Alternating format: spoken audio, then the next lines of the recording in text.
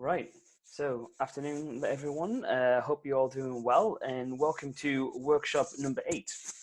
So, this week's topic, just based on last week's doodle poll, is looking at recovery, and it's kind of more specifically about how we recover from training and how we download training adaptations or training changes.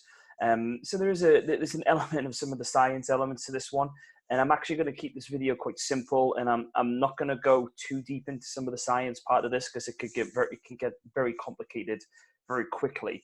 But hopefully, what I talk about today from a recovery perspective and how we actually, or what I call download training adaptation or training gains. Hopefully it makes some sense and give you a bit of an understanding.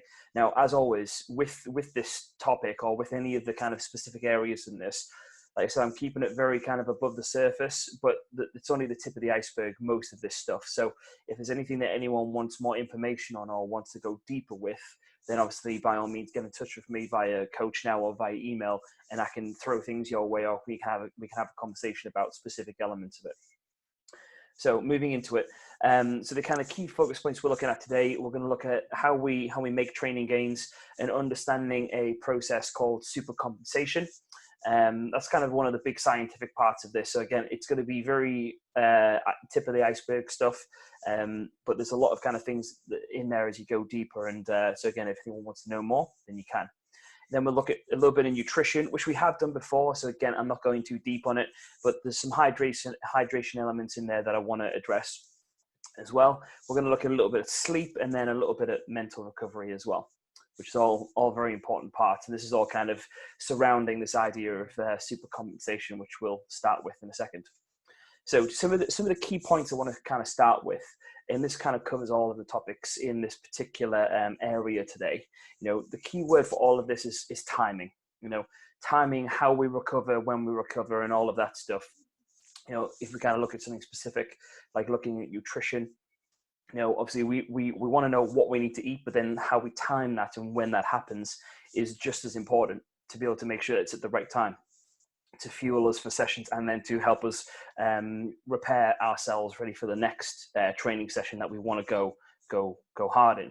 So that's kind of the big thing, that everything about this is about timing. It's about understanding when is the best time to do it.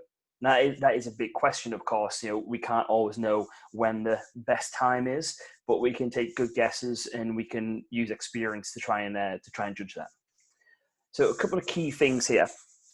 And I'm going to talk a little bit about, especially with the supercompensation side of this, I'm going to talk a little bit about training hard. Now, what I want to really define here as well before we start is that training hard can mean very different things in different contexts. You know, so I've kind of given 4 basic examples here, but, you know, this is by no means extensive, or exhaustive, sorry.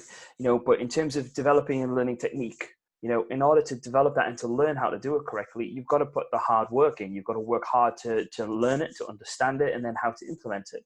You know, there is a lot of hard hours in training sessions that need to go into that. So that's one element of it. Obviously, pushing yourself to new, faster limits with the correct technique. So linking those 2 things together, that's a way of working hard. You know, building yourself up in land training. So whether that's lifting heavier weights or whether it's trying to do a mobility exercise better than before and getting better range, you know, it kind of covers a whole lot of topics and a whole lot of areas there, but you need to work hard at that as well. And then, you know, finally, kind of your recovery, even though it's a bit counterintuitive seeing it like this, but recovery is also hard work because it needs to have a lot of thought. It's got to have good habits and good process involved in it. And you've got to understand what you're actually trying to achieve, which hopefully this will give you some little understanding of that. So fundamentally there is that training hard is not just about getting in the pool and giving it every single ounce of energy. And as you will find, and I will talk about briefly in a minute, is that is not a way to train. Getting in the pool every training session and slamming yourself for the entire time and coming in day in and just smashing. That's not the way to build optimal levels of conditioning and optimal levels of performance. But it is something that people do. It's a training modality that I know coaches use. I know swimmers in particular are conditioned to a mindset of, well, I have to work hard all of the time, without understanding that working hard is not just about physically smashing yourself up and down a pool. There, like I've already said, those are just 4 areas, but there are multiple ways that you can work hard. So moving forward a little bit, and just this is kind of like a key fact that I really want people to be aware of when we are talking about these concepts and how they link together. And there is some pretty simple facts in this that for many athletes, and I will identify swimmers here as well, that swimmers in particular, but for many athletes, when the hard training sessions happen, so the real intense ones, most athletes, or a lot of athletes, will not train hard enough.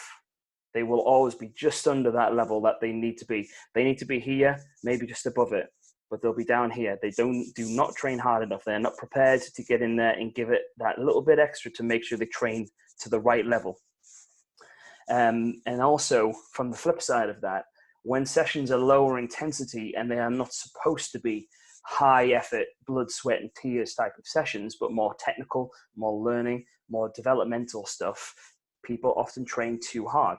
They will go far too fast and far too intense. So instead of being the other way where you're trying to hit here and you're hitting too low, you're not training hard enough, they'll be the opposite. They're supposed to be down here, maybe just below it, to make sure that it's easy enough to get the job done in terms of skill, technique, learning that needs to happen. But they're trying to train here all the time. Now, what that then creates is, if you imagine those two, that not hard enough area and that not low, that too hard area down here, so you're above this and below that, it creates this little dead zone in the middle that actually you're probably training at 75% of where you actually need to be training at 100% in terms of your overall preparation and training pattern. So it is unfortunately a fact that people often do not train hard enough when they need to and when the time is right, and they also train far too hard when they should be recovering and they should be focusing on other things. So moving forward with that, what I want, I'm just going to move my camera out the way here because you're going to need to be able to see this.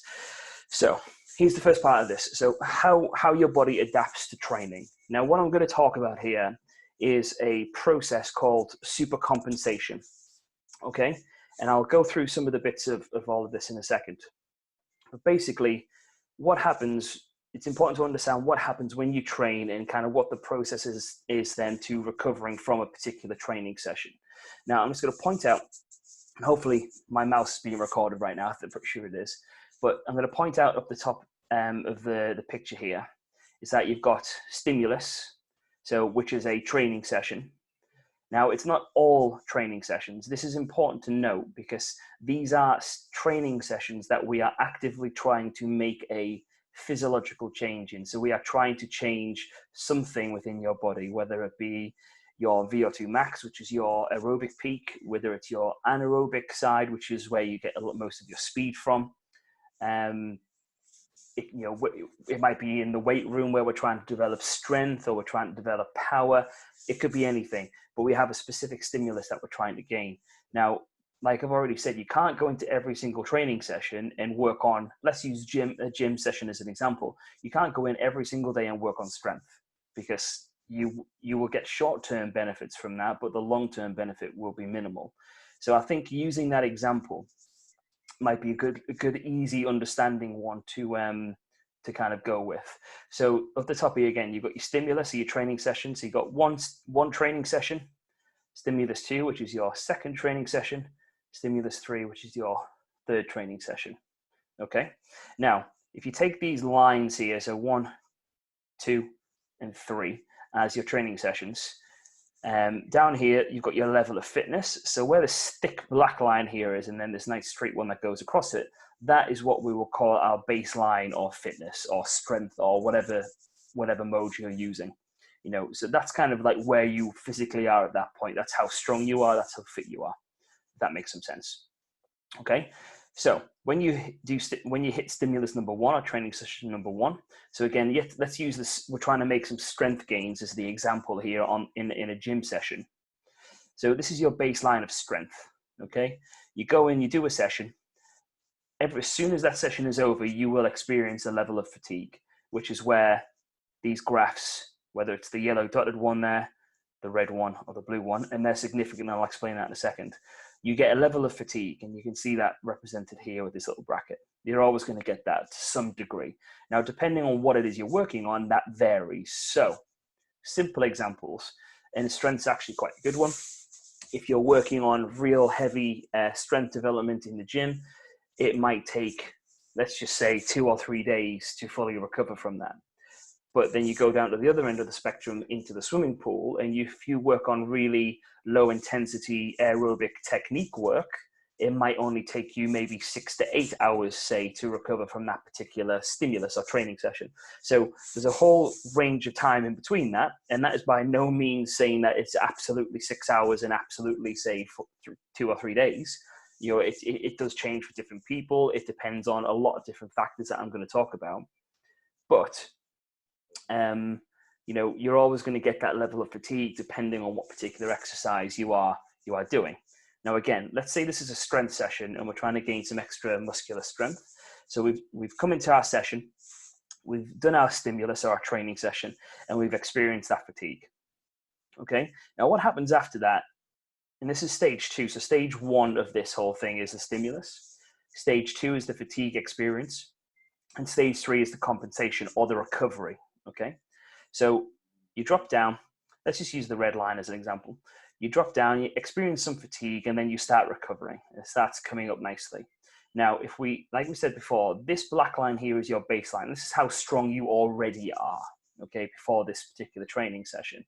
Now, after the right stimulus, with the right amount of time to allow the fatigue to happen and then the recovery to happen, you will go just above the baseline. So at this point, you are stronger, able to move more weight, for example, than you were before. Now, what's important to see here, and again, I'm going to keep using the red line as an example. You've got a couple of different factors. When you go over this line of baseline, you've made your little fitness gain here, which is called super compensation, or it's an adaptation. Okay, you've gone over here.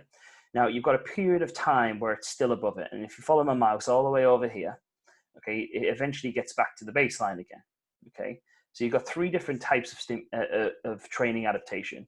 You have a super compensation or a positive adaptation. You've got a neutral one, which is the baseline. So if it doesn't go any much higher and it drops to this really rapidly, you may have a neutral one. So maybe it might be a very, very minimal change, but to be honest, it probably ends up being nothing at all. And you also have negative change, which is when you don't reach that line and you come back down again. If that makes some sense so far, hopefully. So the most important part of this is and I'm going to bring in what the different colors of these lines mean now. So each of these colors, so the gold dotted line, the red line, the blue line, are 3 examples of 3 athletes doing different way, using super compensation in different ways. So athlete 1, which we'll call the gold line. Okay. So the gold line athlete, they do their training stimulus. They've trained hard enough to elicit or create a very, very small gain in their training, okay? But it's come down so rapidly that if you see here, the second line, this is where their second session is, obviously stimulus 2. It's all the way back to that line again. So if you think about it like this, they've made a gain, but they've waited too long to go for the second stimulus or the second hard session, which means they actually haven't made any changes. You know, they're back to neutral. So that session essentially has not created any benefit for them. All right. Now, what that is represented by as we go along here is this golden dotted line represents the very marginal level of potential improvement that this athlete would get because they haven't quite allowed themselves either enough intensity, which is why this dip is much higher than these other 2. Okay. And also, once they've come up, they haven't taken advantage of that gain quick enough, if that makes sense. So let's just say that for this gold line, maybe 24 hours would have been enough to then go and do another session. They maybe waited a day and a half, which was too long, and they've already lost that benefit. Hopefully that makes some sense. Now the red line. Now this is representative of an athlete who is getting good timing of their recovery and their super compensation. So they've done their stimulus. They're fatigued and they've worked pretty hard here. Then you can see that it's nicely between these 2 lines. They've worked really hard. So they've pushed their limits and their boundaries. they've allowed themselves a good amount of time to recover. And then as they start to come over the top and it just starts to come down again, they hit the second stimulus. And then that happens here. And notice that this red line here is nowhere near the black line. It's well above the baseline. So they've made a fitness gain, as you can see here. Okay. And then they do it again. They come back down, give themselves enough time, and then it gets higher. Okay. So they've made another gain. So they've got better. And then over here in the third stimulus, it's exactly the same. They've gone a little higher again, and they've got better. Okay. If that makes sense. Now the blue line, this is an example of an athlete who is overreaching in their training. They are either working too hard or not giving themselves enough recovery time. Now you can see that they experience a lot of fatigue. They don't have enough time to recover. So their full recovery from this particular session in the blue, this would be over here, almost to where session 3 is. So this person, given this particular session, would need longer recovery time. Okay. But obviously, as you can see from this, their second stimulus has already happened. They're well below their baseline. Actually, they wouldn't be able to come into this session and do any better. In fact, they'd probably train worse. They would not be able to lift or lift as much weight as they had in the previous session. So hopefully that makes some sense. It is a bit of a complicated one. And again, this is the kind of thing that if anyone has any questions on, I'm more than happy to host a little Zoom session about it to kind of go into a bit more depth and help you guys understand. It's not something that athletes need to know verse for verse, but I think it's an important thing to have some level of awareness of, because as a coach, it's important for athletes to understand why we set certain sessions in certain places. Yeah. And obviously, depending on how old you are, like for a 10-year-old swimmer, this would look a little different, mainly because we aren't working on stimuluses or types of training that will fatigue them to absolute maximum levels. You know, we are focusing more on basic technique and skills and baseline aerobic work, which does not take as much time to recover from. So the way we'd approach a age group, say 10, 11, 12-year-old swimmer, is significantly different to how we would look at a 18-year-old or senior swimmer, which is why you cannot train those two types of people in the same way. This is only one element of that, but this is hopefully giving you an understanding of some of the coaching side of this as well, and how we plan sessions and how we plan training weeks. So some of the little details here. So obviously this is a process called supercompensation. It allows your body to increase its baseline level of conditioning. So you can see here your fitness level with the right stimulus and the right amount of recovery, and then the right time for the second stimulus, you will get a little gain. Now, bear in mind, this is not a linear path. It doesn't just keep going up and up and up and up and up. There are always roadblocks, and sometimes those are out of our control. Sometimes those are in our control, and things that we don't quite get right, which are the things I'm going to talk about in a minute. So the process starts by using a stimulus or some training, okay, or a training session to experience fatigue, and then we go through a recovery period. So again, 3 stages of it. Okay, we've got the stimulus or the training session, we've got the fatigue, and then we've got the recovery. Those are the 3 stages of the whole thing. And then if we get it right, we get some fitness gain. If we don't, we either get a neutral development where we don't make any change, or it goes negative. Now, this negative one, this is where you can start seeing overtraining in people. And this is where you've got to be really aware of recovery time. Because if this goes too far down, we're talking about potentially months of time where you need to take that time away to recover from this kind of, from those levels of overtraining. That can happen if these things aren't taken into account. Okay.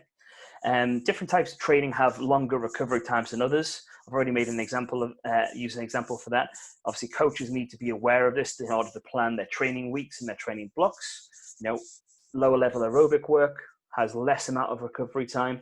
High end strength work and anaerobic swimming, which is faster swimming and more intense, that has slightly longer recovery times. Okay.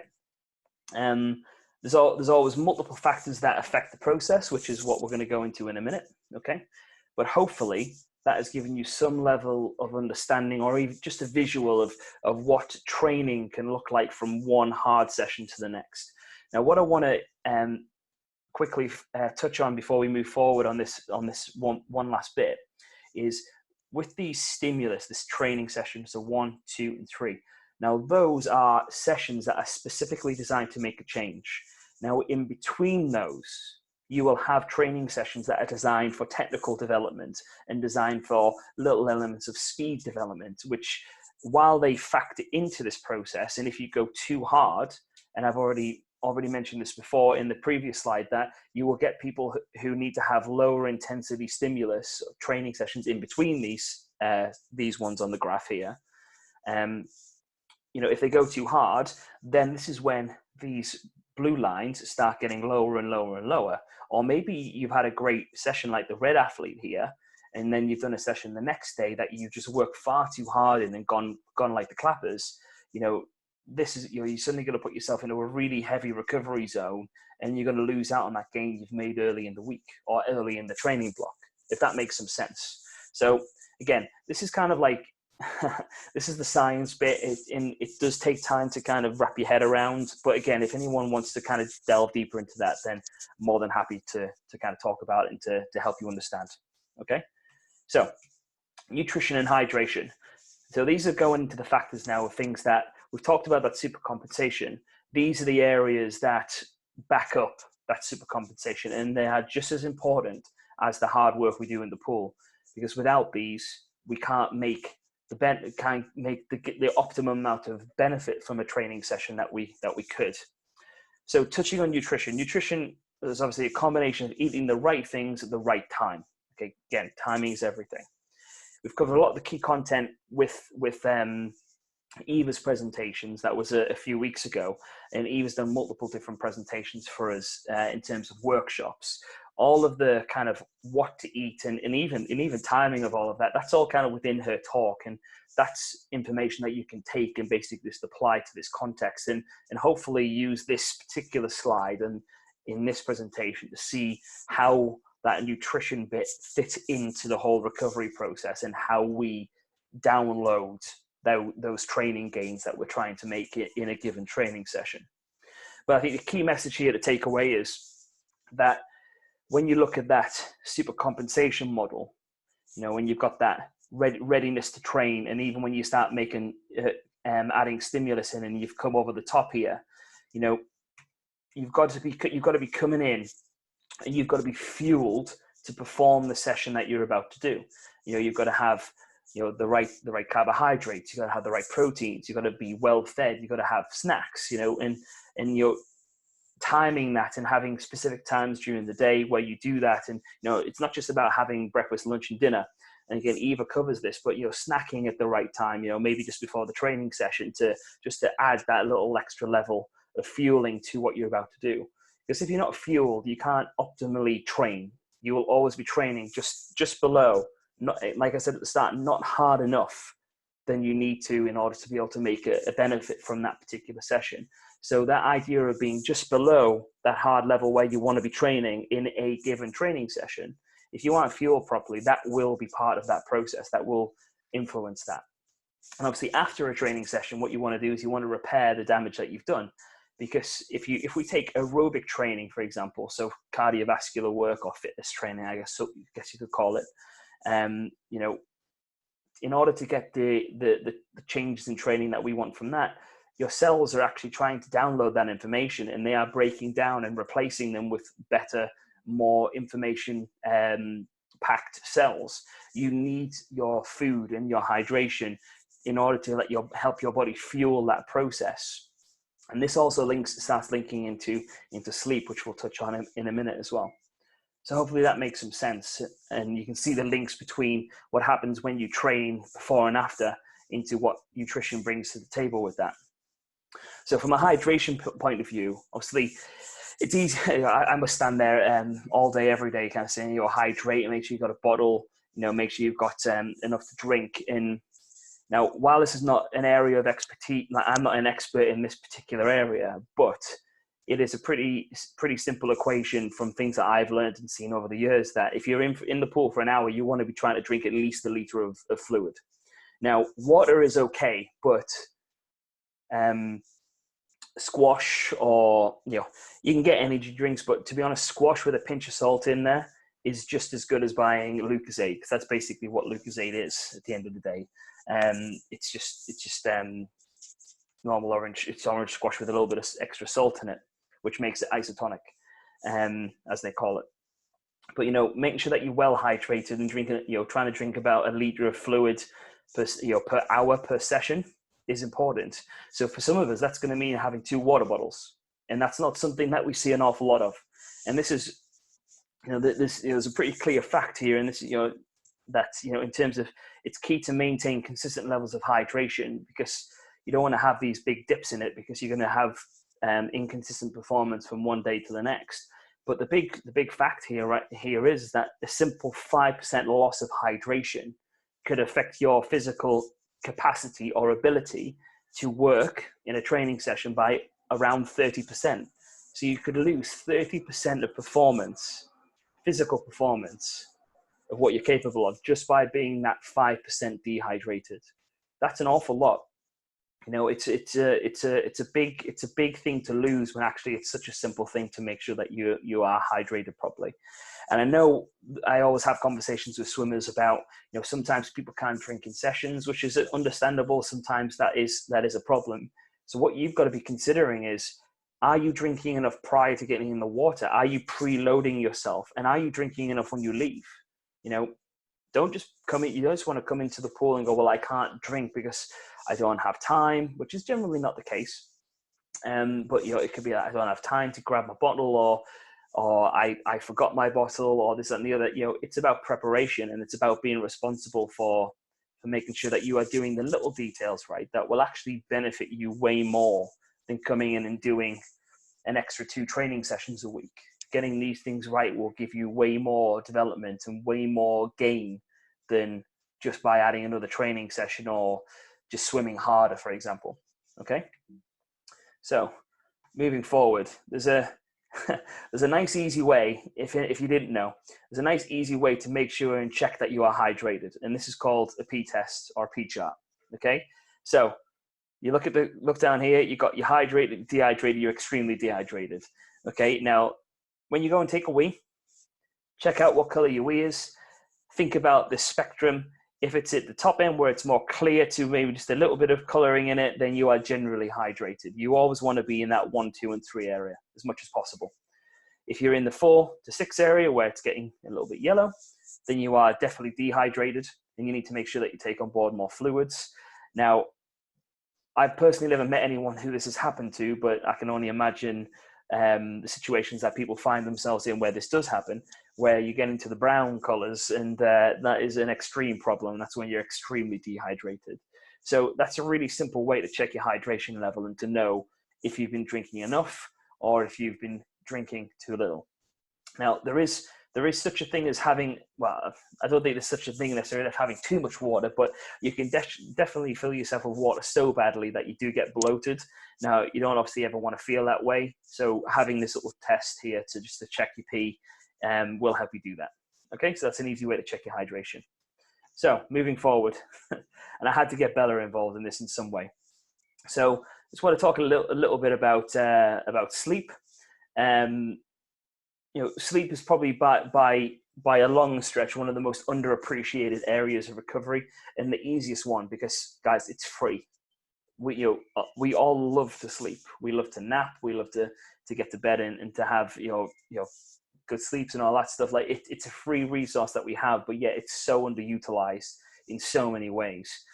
Now, the key things that you tend to get from sleep in terms of the body is that you get nervous system recovery, you get muscular regeneration, and you get immune system robustness. So, it helps you fight off illnesses. It helps you regenerate muscle cells in terms of making them stronger and just recovering and filling them back up with glycogen and things like that.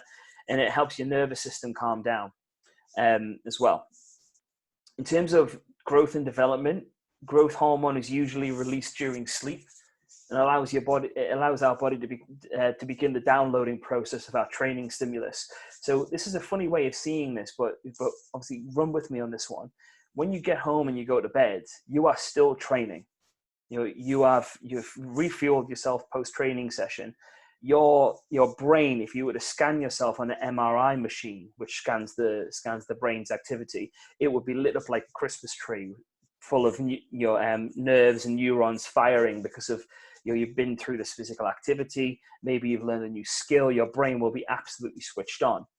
So during this time, when you go to bed, your body, because it's at rest, will give your brain the energy it needs and the time it needs to start downloading all of that and to start understanding how the nervous system needs to operate to get this new technique right, or go and allow yourself to swim faster for longer, or go and lift more weights, whatever it happens to be.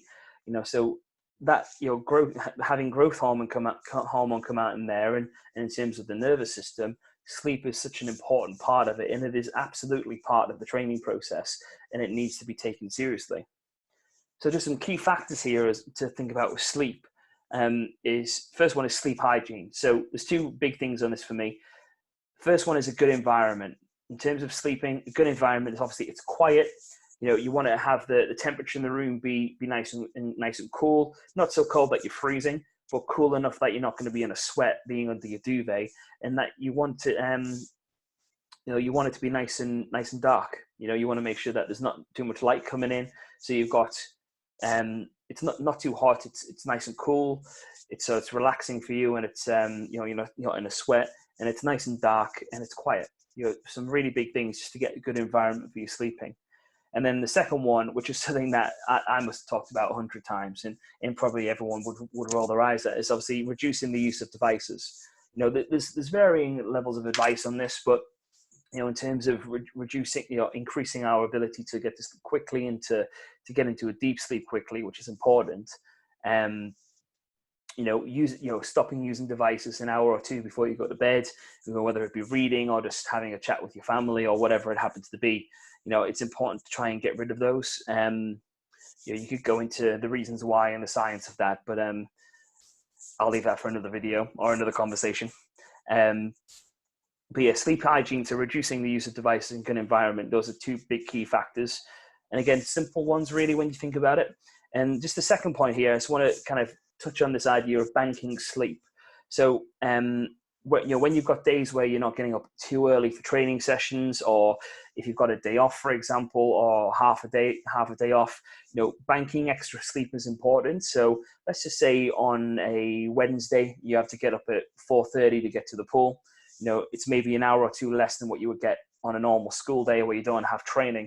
So then the next day, obviously getting that extra 2 hours back in is important. And then maybe on a Saturday or a Sunday, when you have a day off, you can go in and you can go to bed for an extra couple of hours on both of those days in order just to bank that sleep back up and try and get back up to a good level. It's not always important to get the exact numbers of 7 to 8 hours sleep per night and have that across the week, but just trying to bank that back up is a good way to go about it. And I've just made a little note here that, two things coming off the side of that. Napping is a good thing, but I would definitely recommend that if you're going to nap, do it just after lunch. Once you've had some food, maybe it depends how long you've got. If you've got plenty of time, or if you've got an afternoon off, or if it's a Sunday or a Saturday or whatever, and you've got a day off, having a sleep for 2-3 hours is not a bad thing. It will help you, again, bank up some sleep with a nap. But also, the second point is that, and I've put a little note there on the presentation, that for me, the hours before midnight are important. Now, it's very easy when you've got, let's take one of our older swimmers in the team. They've trained on Saturday, they've got Saturday afternoon off, and then they've got Sunday off. Very easy on Saturday night to go to bed really late, like 12 o'clock, 1 o'clock in the morning, and then sleep in really long on the Sunday. Now, yes, you are banking sleep, but what you've done is you've inadvertently changed your sleeping pattern because you've gone to bed 2 or 3 hours later than you would normally on a regular night. It's important to have a regular sleep time. And I know it's easier said than done. And I know there will be times where that won't happen and can't happen. But the more consistent you can keep it, the better. Okay? So there's some elements on sleep. Now, just the final bit here, just to talk a little bit about mental hygiene. So to me, mental hygiene is just about learning how to clear your thinking and give yourself opportunities to recover from hard training sessions or tough training weeks, or even positive and negative experiences. Even when we have great experiences in sport or in exams or whatever, we can get elated and we have these come downs, and we just need time to kind of recover from that. But also the other way, we might have little slumps in motivation, or feel a little bit down on a particular day, and you need to have ways of clearing that out of your mind to move forwards. So just kind of touching on a couple of key little points here for me in terms of mental hygiene. So the key one is we need to be able to clean our thinking when we're away from the pool, and we'll keep this in a swimming context for now. We all have great days and bad days, and we need to be able to learn how to deal with both. For me, it's important to learn emotional control when it comes to having ups and downs. If you have these huge peaks of up in terms of this amazing things happen, and you've just got so elated, inevitably you will come crashing down at some point. And generally you'll come right down past your nice emotional baseline all the way back down, and then you're going to drag yourself back up again. But it can also be the same with tough days where you're at the baseline, you're feeling pretty good, and then maybe you have a bit of a bad day for whatever reason, you come crashing down, and it might take you a while to get back out of that. I mean, you can almost think of it like the super compensation graph at the start. That's kind of how it looks. It's got a neutral, it's got a positive, it's got a negative bit.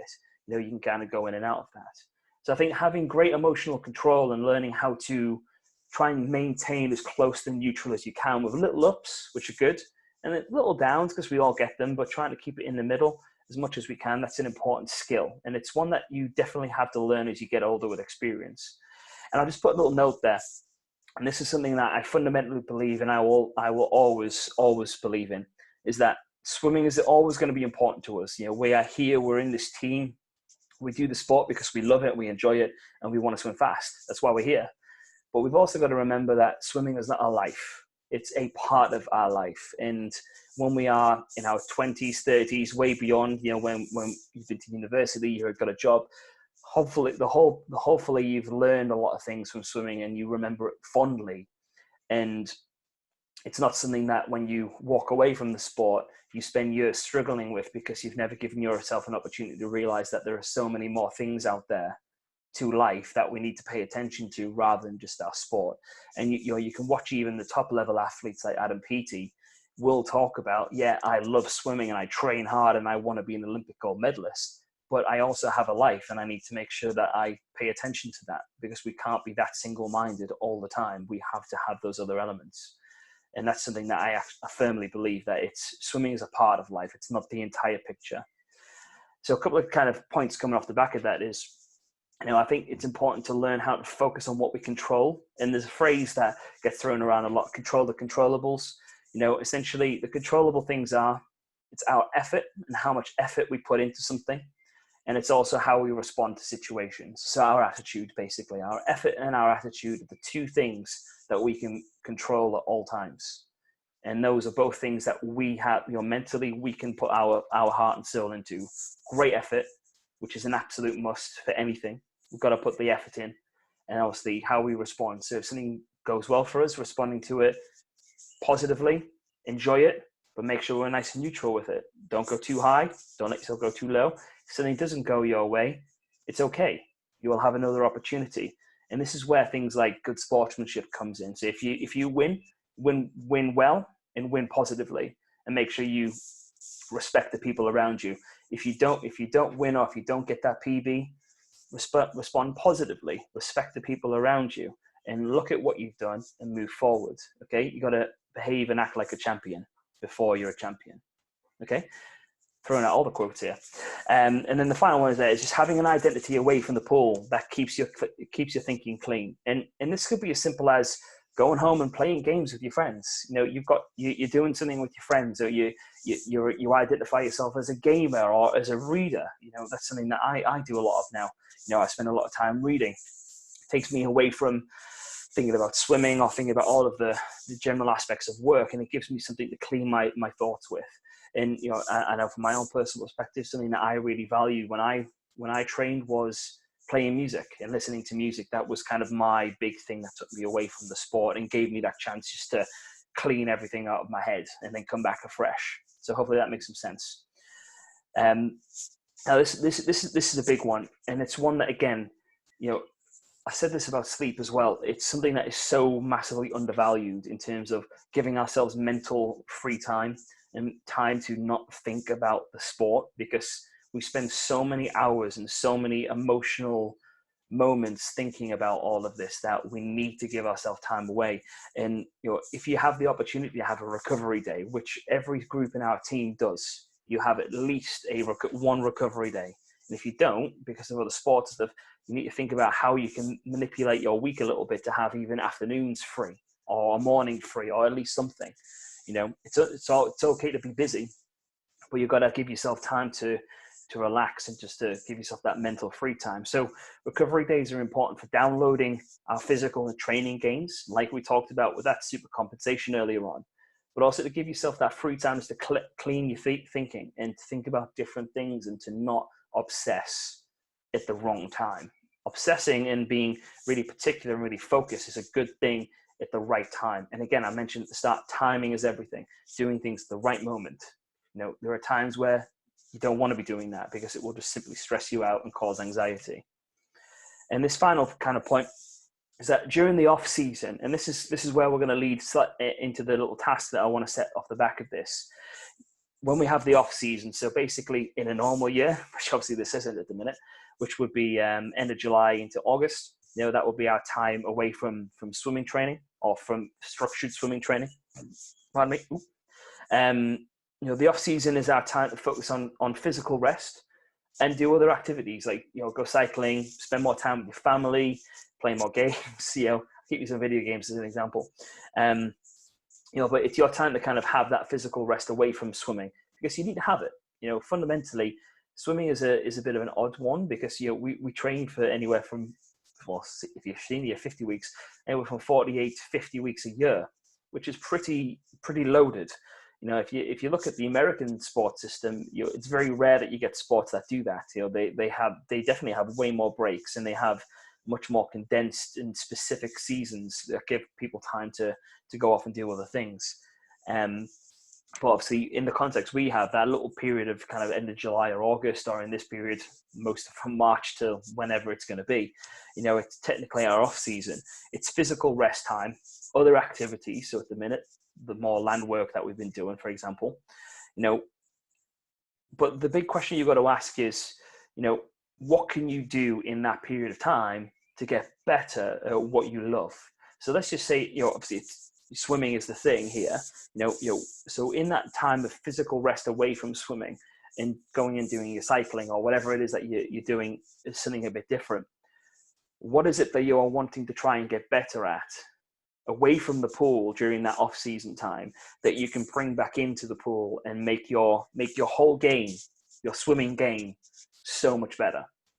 Now, the example I'm going to use is at the start of every season, during that off-season, I use that time to enhance what I do. So I read a lot, I watch a lot of lectures and webinars based on different coaches or people in business, just to get more ideas and to look at what is the one thing that I can add to the program for next season that will make it that little bit better. And I also do that for myself. I'll sit down and go, so what are 3 key things that I want to improve on this season? And the way that I do that, I break that down into the training cycles. So for our performance group, for example, we have 3 training cycles through the year: September, December, January to April/May, depending on whether you go to trials or regionals. And then from May through to the summer, where nationals is, 3 blocks. Okay, so I pick 3 topics or a single topic with 3 different areas. And through those training blocks, I use that time to improve my knowledge and my ability to do those things at a higher level. Now, at the end of a season, let's just say I've picked one topic with 3 different elements to it. By the end of a year, I've got better at one overarching topic, but better at 3 specific elements of it. Or you could take it to another place. You could pick 3 things, like maybe one's understanding better technique, or learning how to plan better, or learning a little bit more about S&C, for example. I could take those 3 things, do 1 in each training cycle, and then I will be better at 3 things by the end of that season. Now, 3 things doesn't sound like a lot for 1 year, but do that for 10 years. You end up being better at 30 things, which is massive. And this is what I mean by using that time well. In that off season, in this time now, when we aren't in the pool, we don't have that opportunity.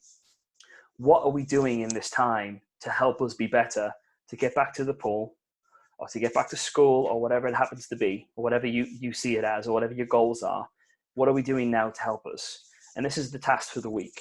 Obviously, it's not something that's, it's not like a form to fill out or anything like that. But what I'd like to see or hear about on Coach Now through this over the next week is you identifying one thing over this next 7 days. So from today, which is Wednesday, through to next Wednesday, that you want to get better at.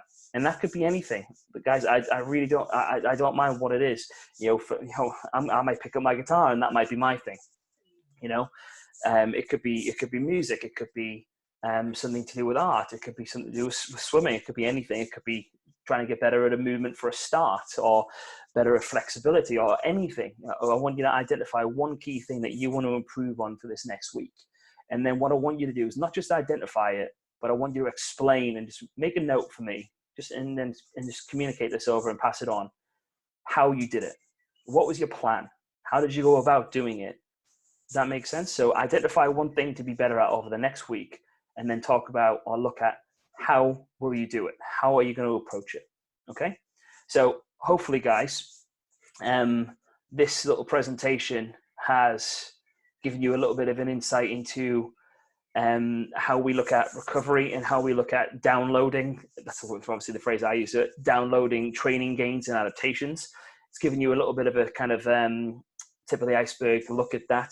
We talked a little bit about sleep, nutrition and hydration, mental hygiene, things like that. So again, if there's any topics that you want to delve into, by all means, ask the question on Coach Now, or email me, or just talk to me on Zoom, whichever one it's going to be. The little task, identify one thing over the next 7 days that you want to get better at, and just tell me a little bit about how you're going to do it. Okay? So hopefully you've enjoyed that, guys. Stay safe, and I'll see you soon.